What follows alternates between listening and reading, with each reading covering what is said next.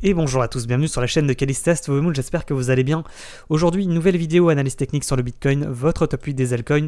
Et en fin de vidéo, je vous le rappelle, les crypto pépites, les cryptos avec le plus fort potentiel explosif. On va faire le point en vidéo tout simplement, je vous le rappelle.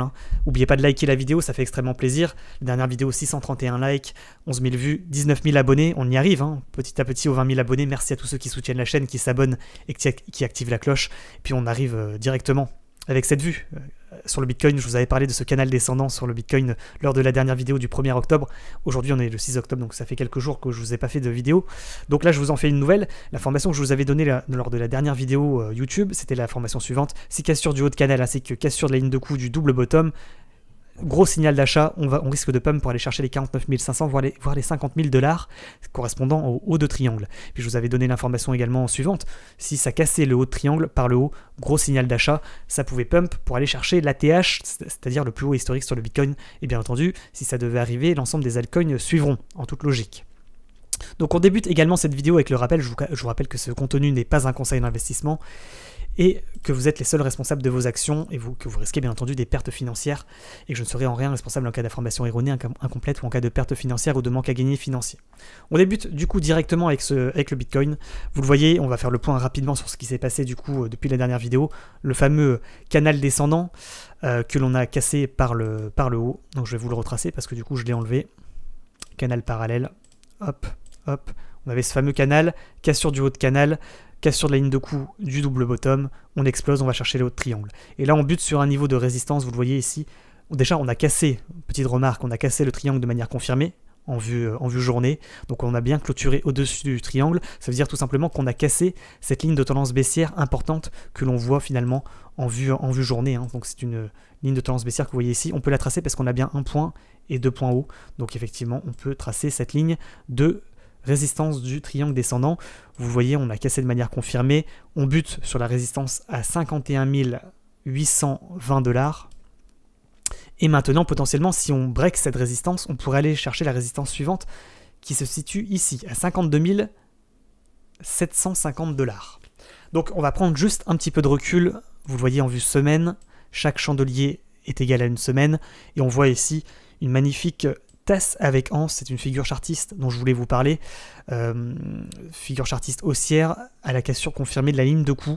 Donc la ligne de coup, elle se situe à peu près ici, 52 000 $ sur le Bitcoin. Ça correspondrait finalement à une cassure du triangle descendant par le haut, une cassure de ligne de coup de la tasse avec anse, cassure, pullback, objectif. C'est tout simplement l'ATH, c'est-à-dire le plus haut historique sur le Bitcoin. Voilà, je vais vous montrer cette figure chartiste, je vous l'ai préparée, je vous l'ai mis de côté. Tasse avec anse, figure chartiste haussière à 79%, objectif atteint dans 73% des cas, et un pullback qui est réalisé plus d'une fois sur deux lors de la cassure confirmée de la ligne de coup ici. Donc voilà, cette figure que vous voyez en bas de l'image, et je vous rappelle que l'ensemble de ces figures, vous pouvez les retrouver sur le Discord, et que je vous mets le lien tout simplement en description. Donc on poursuit. Sur le Bitcoin, vous le voyez, on va passer maintenant en vue journée. Chaque chandelier est égal à une journée. Donc on est quand même encore un petit peu, il reste un petit mouvement à faire pour arriver sur la ligne de coup, selon moi, de la tasse avec anse, qui pour moi est située ici, 52 730 $. Est-ce qu'on peut être encore plus précis, peut-être en vue 4 heures? Non. 52 750 $, ça sera la ligne de coup de la tasse avec anse, donc ça va être ce niveau à surveiller, bien entendu, dans les heures à venir. Et dans les jours à venir. Maintenant, pour ce qui est de la vue 4 heures, donc chaque chandelier est égal à 4 heures. Vous voyez, pour le moment, pas de signaux de vente particuliers. On est toujours ascendant, avec des plus hauts de plus en plus haut, des plus bas de plus en plus haut. Donc pas de souci particulier pour le moment sur le Bitcoin. Vous voyez qu'on a cassé le triangle par le haut. C'était hier, à partir de 18h environ.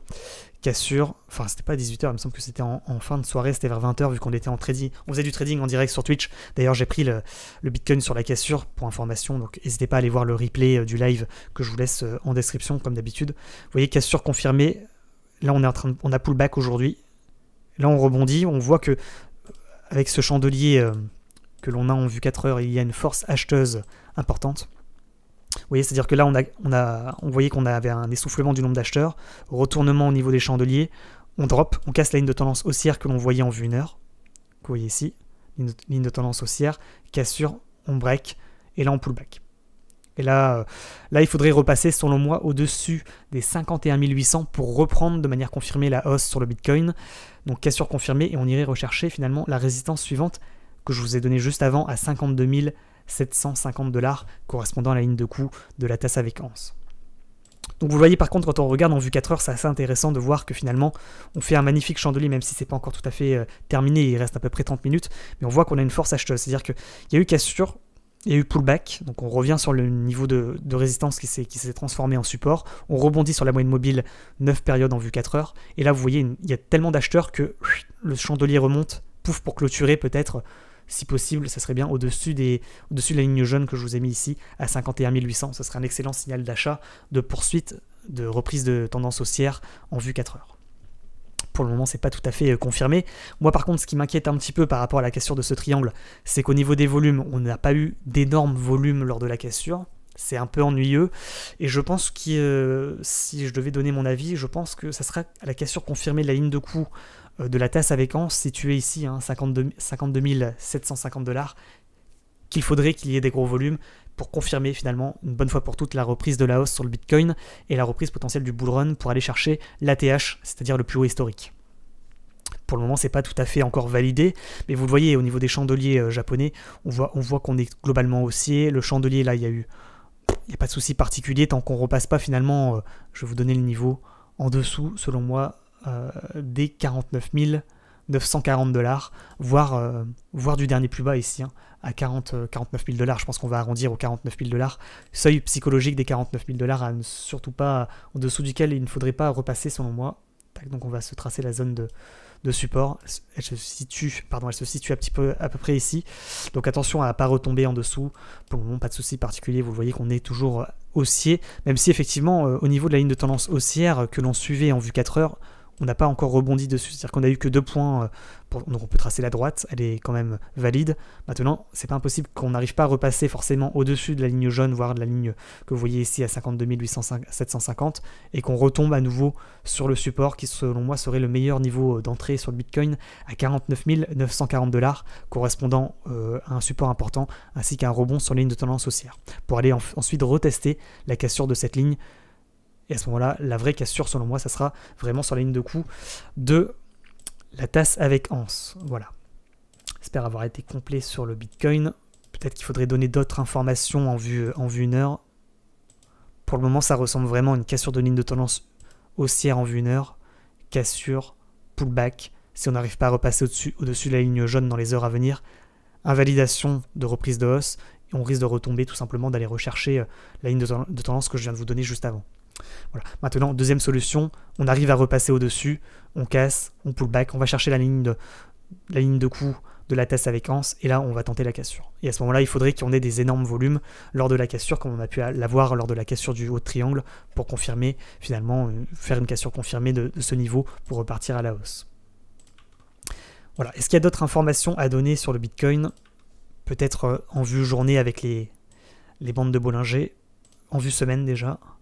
On voit qu'en vue semaine, on a rebondi en bas de bande de Bollinger, on a cassé la moyenne mobile 20 périodes, on repasse au-dessus de la moyenne de cette ligne centrale de bande de Bollinger, on pull back, on rebondit, on va rechercher le dernier plus haut correspondant à une résistance importante dont je viens de vous parler.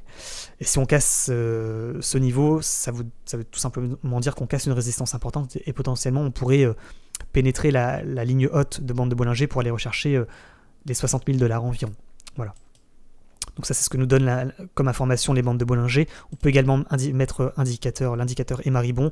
On voit qu'on est tout le temps au-dessus des moyennes mobiles exponentielles et que pour le moment, pas d'invalidation, de reprise de hausse sur le Bitcoin. En vue semaine, en tout cas, on est haussier sur le Bitcoin. On n'a d'ailleurs jamais été baissier, pratiquement en vue semaine, à part à ce niveau-là, à peu près au mois de juillet. On voit qu'on a essayé de transpercer ces moyennes mobiles exponentielles pour repartir à la baisse, mais ça n'a pas confirmé.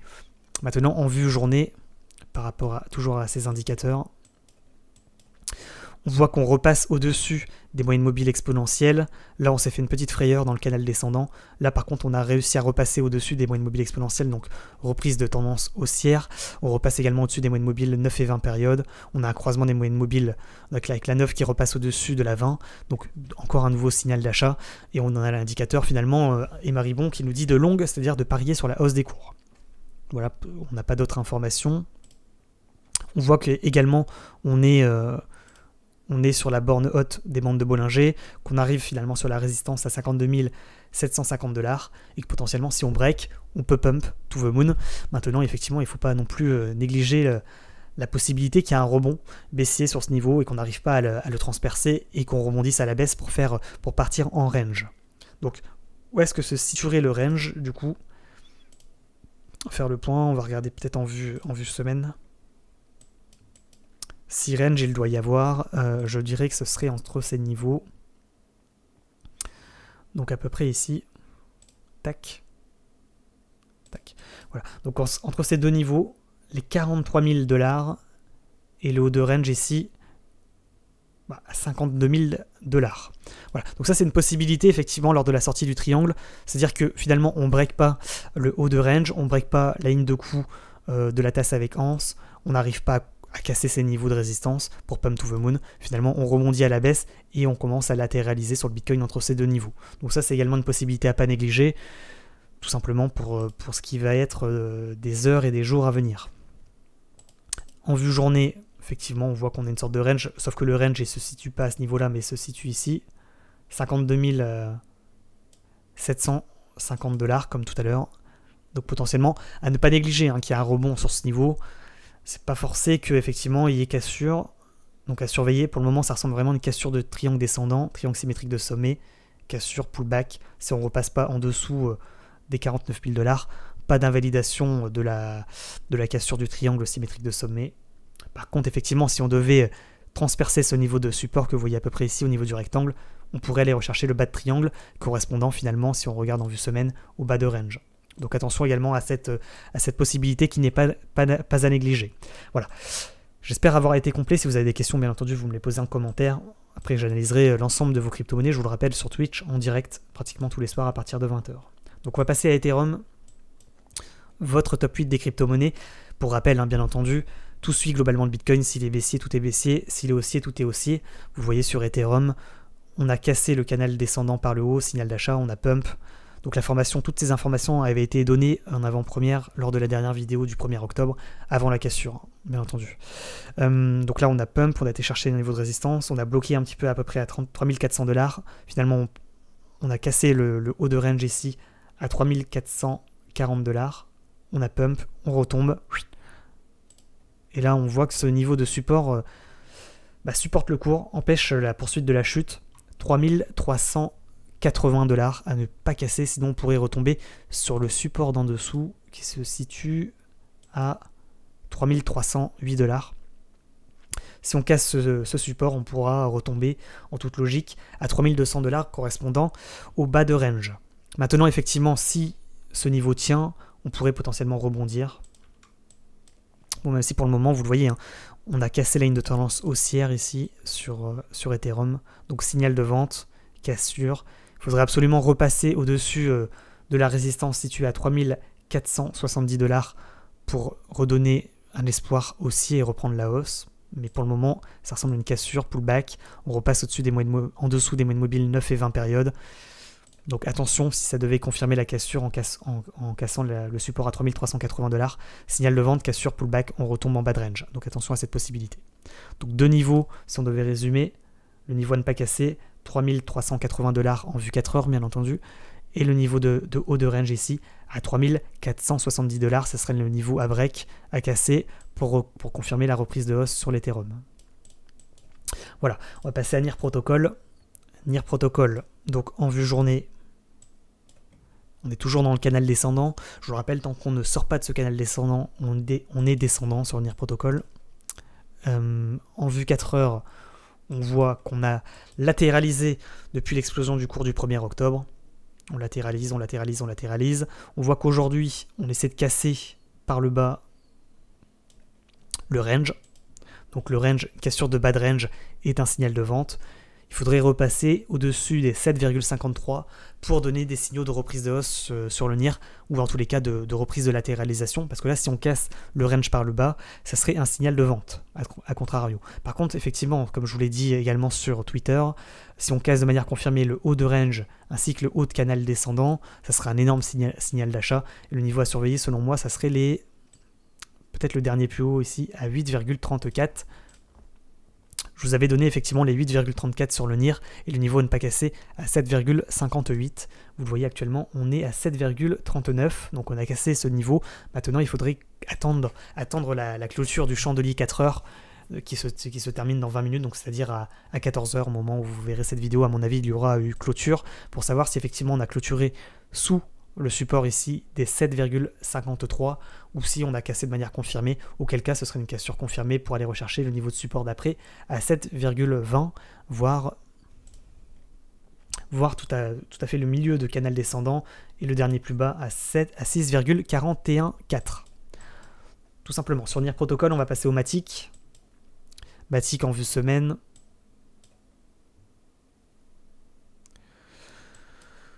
Vue semaine, il n'y a rien à dire de particulier. En vue journée, on casse le biseau descendant par le haut, signal d'achat. On casse le dernier plus haut ici à 1,124, donc gros signal d'achat. Pouf, on pump. On va chercher un niveau de résistance. On bute sur ce niveau de résistance. Tac. En vue 4 heures, on latéralisé. Donc, globalement, on a à peu près la même chose sur l'ensemble des crypto-monnaies, hein. Tout suit à peu près le Bitcoin. Vous voyez qu'on a cassé ce niveau de support important à 1,24, donc signal de vente. Mais vous le voyez également, on a une grosse pression acheteuse. Les gens ne veulent pas lâcher l'affaire sur Matic, même si on a eu un magnifique double top également.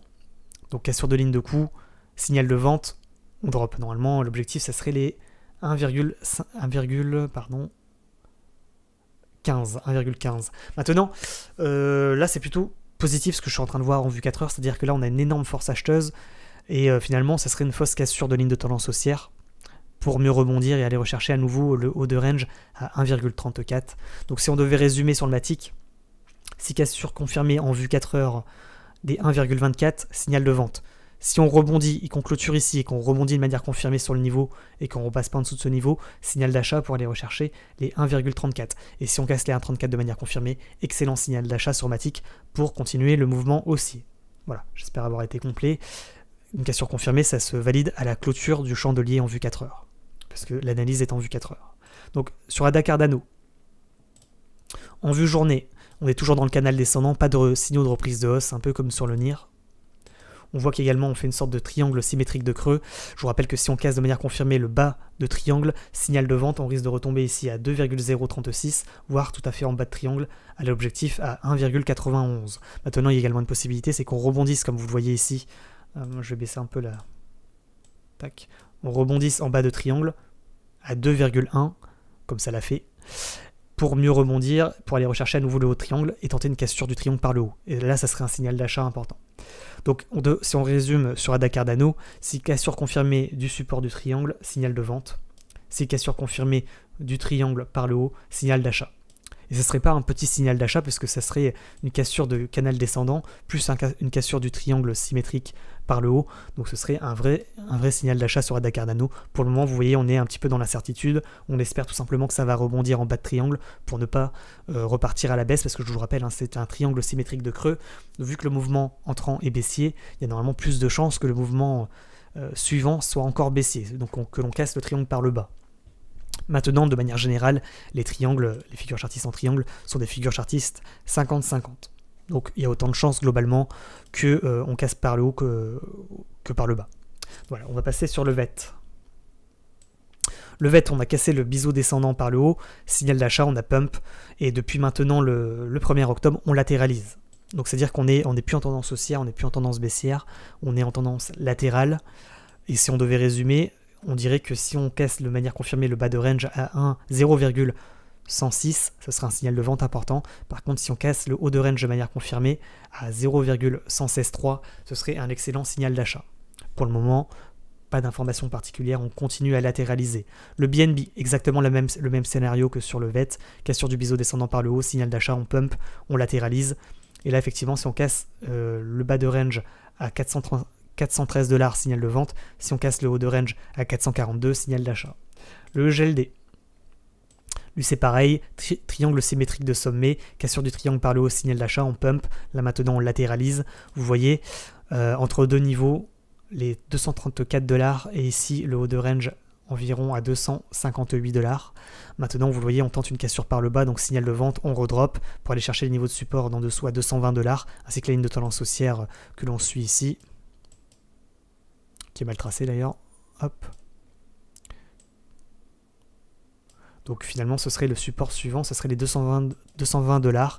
Maintenant, vous le voyez également en vue 4 heures, on a une belle force acheteuse également, donc c'est pas impossible que d'ici 14 heures, on clôture au-dessus des 234 $ pour repartir à la hausse potentiellement.